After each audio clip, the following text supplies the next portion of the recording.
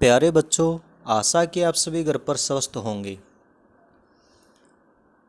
आज हम class 10th का lesson light reflection and refraction को स्टडी करने जा रहे हैं, जो फिज़िक्स ब्रांच के अंदर आता है।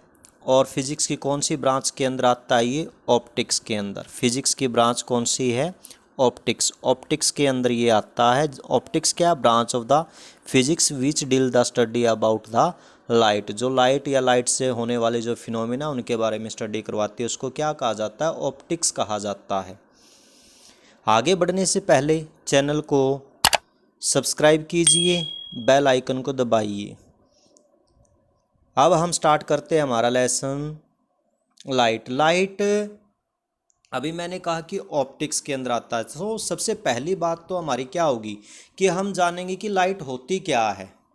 देखिए, हम सबको पता है कि जितने भी हम ऑब्जेक्ट देख पा रहे हैं आज के टाइम पर, वो सभी किसके द्वारा देख सकते हैं? लाइट के द्वारा देख सकते हैं। वैसे तो देख ही नहीं सकते।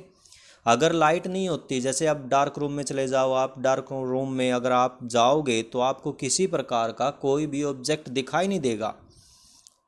अगर वहाँ पर हम क्या करते हैं, बल्ब को ऑन कर देते हैं तो लाइट आ जाती है, लाइट एमिट करेगा बल्ब, और जिसके बाद हमें क्या होगा कि उस रूम के अंदर जितने भी ऑब्जेक्ट्स हैं वो सारे हमें दिखाई देने स्टार्ट हो जाते हैं।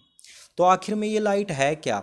लाइट क्या है? फॉर्म ऑफ एनर्जी, ऊर्जा का एक ऐसा रूप है which make us to able see the object, जो हमें ऑब्जेक्ट को देखने में क्या करता है? हेल्प करता है। या फिर which produce the sensation of site, जो देखने की संवेदना को उत्पन्न करता है, उसको क्या कहा जाता है? लाइट कहा जाता है।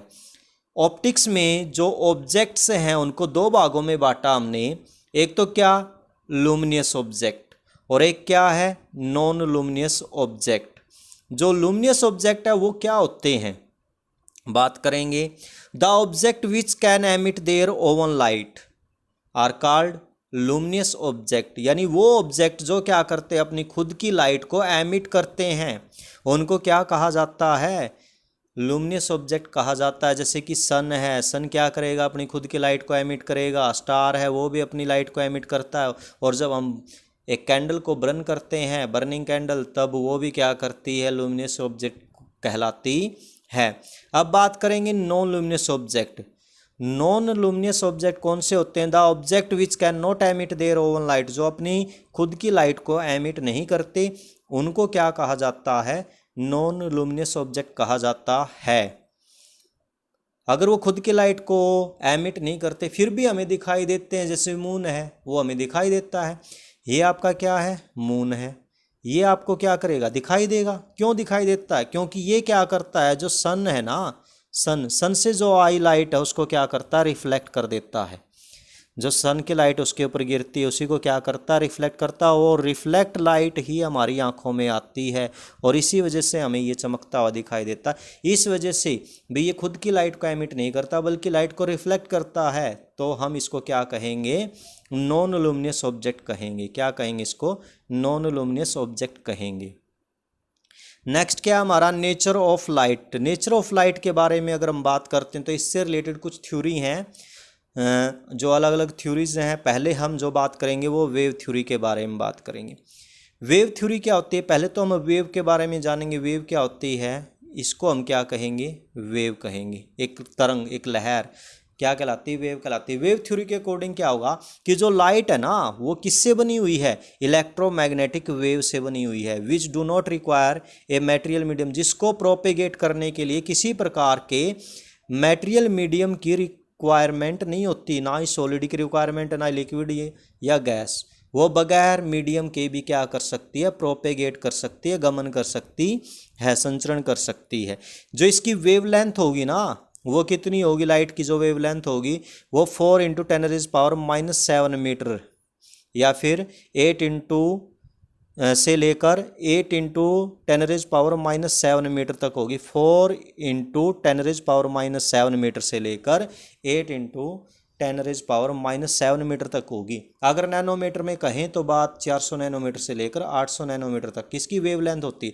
अब वेवलेंथ क्या होती है, देखिए ये आपकी क्या है, वेव है। इसका जो ये पीक वैल्यू होती है इसको क्या कहा जाता है, क्रस्ट कहा जाता है। तो जो सक्सेसिव क्रस्ट है उनके बीच की जो लेंथ होगी ना, उस लेंथ को ही क्या कहा जाता है, वेवलेंथ कहा जाता है। इसको लैम्डा के द्वारा रिप्रेजेंट किया जाता है। या फिर हम इसको डिफाइन करेंगे कि जो वेव है वो अपना क्या करती है, एक साइकिल कंप्लीट करती है, और एक साइकिल कंप्लीट करने में जितनी वो लेंथ ट्रैवल करती है उस लेंथ को क्या कहा जाता है, वेवलेंथ कहा जाता है। कुछ फिनोमिनाज हैं जैसे कि डिफ्रैक्शन है, इंटरफेरेंस है, पोलराइजेशन है। बात करेंगे इनके बारे में भी थोड़ी थोड़ी। ये फिनोमिना तभी एक्सप्लेन हो सकते हैं जब हम लाइट को क्या मानेंगे, वेव मानेंगे, अदरवाइज इनको हम एक्सप्लेन नहीं कर सकते। जैसे पहले तो हम बात करेंगे इलेक्ट्रोमैग्नेटिक वेव के बारे में। जो इलेक्ट्रोमैग्नेटिक वेव क्या होती है, इसमें क्या, इसके दो फील्ड हैं, इलेक्ट्रिक फील्ड है और एक क्या है, मैग्नेटिक फील्ड। और दोनों फील्ड क्या है, एक दूसरे के परपेंडिकुलरली हैं, जैसा इसमें दिखाई दे रहा होगा। जो ये ऑरेंज कलर का ये क्या है, इसका इलेक्ट्रिक फील्ड है, और जो ये ब्लू कलर का ये क्या है, इसका मैग्नेटिक फील्ड। और दोनों एक दूसरे के क्या है, ये 90 डिग्री के ऊपर है, परपेंडिकुलर है।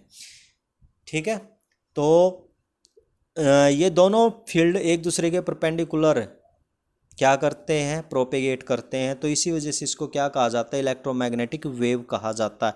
इलेक्ट्रो का मतलब है इलेक्ट्रिक फील्ड, और मैग्नेटिक मतलब magnetic field. Electromagnetic electric field और मैग्नेटिक फील्ड दोनों अगर एक साथ मूव करते हैं तो उसको क्या कहा हमने, इलेक्ट्रोमैग्नेटिक वेव का नाम दिया। अब बात करते हैं डिफ्रैक्शन के बारे में। किसके बारे में बात करेंगे, डिफ्रैक्शन के बारे में। जो डिफ्रैक्शन है वो हमारा किस प्रकार का है, पहले तो इसके बारे में जानेंगे।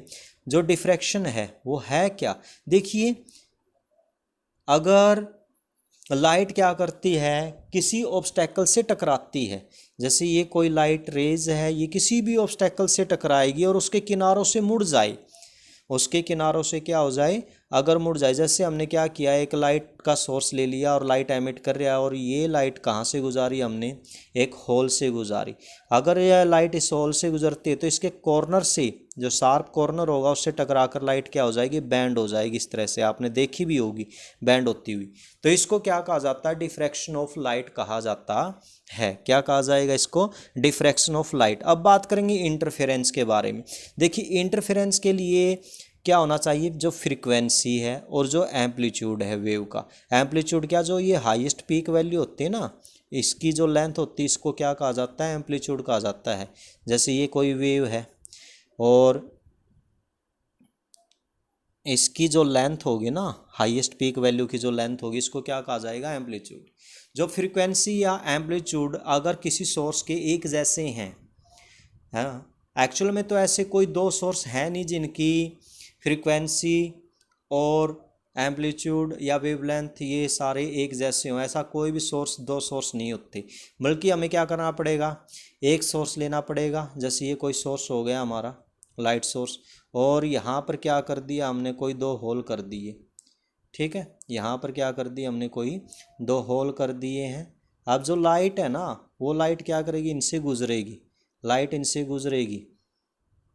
ठीक है, तो वो ये एक सोर्स ये हो जाएगा और एक सोर्स आपका ये हो जाएगा। जब ये लाइट है, दोनों सोर्स है एक जैसी फ्रीक्वेंसी को क्या करते हैं, एमिट करते हैं, एक जैसी वेवलेंथ को एमिट करेंगे। ठीक है, तो ये आपस में क्या करेंगे, कहीं पर तो इनकी जो आपस में मिलने के बाद कहीं पर इनकी जो इंटेंसिटी है वो क्या होगी, हाई होगी, और कहीं पर इनकी इंटेंसिटी क्या हो जाएगी, लो हो जाएगी। तो ऐसे फिनोमिना को क्या कहा जाता है, इंटरफेरेंस कहा जाता है। क्या कहा जाएगा, ऐसे फिनोमिना को इंटरफेरेंस कहा जाएगा। अब बात कर लेते हैं पोलराइजेशंस के बारे में। अभी हमने क्या कहा कि जो लाइट है, अगर उसके वाइब्रेशंस की बात करते हैं तो जो लाइट है वो क्या करती है, सभी डायरेक्शन में क्या करेगी, वाइब्रेट करेगी। जो सभी डायरेक्शन में वाइब्रेट करेगी तो उसको क्या कहा जाएगा, अनपोलराइज लाइट कहा जाएगा। और एक हमारा सब्सटेंस होता है टूरमैलिन क्रिस्टल। अगर टूरमैलिन क्रिस्टल में से इसको गुजारेंगे लाइट को, तो उससे गुजरने के बाद जो लाइट है वो क्या करेगी, केवल एक ही एक्सिस के ऊपर क्या करेगी, वाइब्रेशन को शो करेगी, तो उसको क्या कहा जाएगा, अनपोलराइज लाइट कहा जाएगा। और इस फिनोमिना को क्या कहा जाता है, पोलराइजेशन कहा जाता है। नेक्स्ट हमारा टॉपिक क्या है, particle theory of light. Light की पार्टिकल थ्योरी के बारे में बात करते हैं। According to particle theory, particle theory के अकॉर्डिंग क्या है, light is composed of particles. जो लाइट है ना, एनर्जी के छोटे छोटे छोटे छोटे पैकेट से मिलकर बनी होती है, और जो क्या करते हैं, हाई स्पीड यानी 3 × 10⁻⁸ मीटर पर सेकंड की स्पीड से प्रोपेगेट करते हैं। और ये जो एनर्जी के पैकेट्स होते हैं ना, इनको क्या नाम दिया गया है, इनको फोटोन का नाम दिया गया। क्या कहा गया है इनको, एलिमेंट्री पार्टिकल्स को फोटोन कहा गया है। जो फॉर्मेशन ऑफ शैडोज है, रिफ्लेक्शन ऑफ लाइट है और रिफ्रैक्शन ऑफ लाइट है, ये तभी एक्सप्लेन किए गए जब हमने क्या माना, लाइट को एज ए पार्टिकल माना, तब हम इनको क्या कर सकते थे, एक्सप्लेन कर सकते थे। ठीक है। Next modern theory of light. Next हमारा क्या है, modern theory of light. According to modern theory of light, इस मॉडर्न थ्योरी ऑफ लाइट के अकॉर्डिंग जो लाइट है ना, उसका नेचर कैसा है, ड्यूल नेचर है। कैसा है भी, ड्यूल नेचर, दोहरी प्रकृति है। ये क्या करती है, वेव और पार्टिकल दोनों की प्रॉपर्टी को क्या करती है, शो करती है। वो डिपेंड करता है सिचुएशंस के ऊपर। किसके ऊपर डिपेंड करता है, ये सिचुएशंस के ऊपर डिपेंड करता है। तो इसको क्या कहा जाता है, मॉडर्न थ्योरी ऑफ लाइट कहा जाता है। भी लाइट हैव ड्यूल नेचर। ठीक है। It show the both wave and particles property, दोनों की प्रॉपर्टी को क्या करेगी, ये शो करेगी। इसका दूसरा नाम क्या, मॉडर्न थ्योरी ऑफ लाइट का सेकंड नेम क्या रहेगा, क्वांटम थ्योरी ऑफ लाइट के नाम से भी इसको जाना जाता है। Thanks for watching. घर पर रहिए, सुरक्षित रहिए।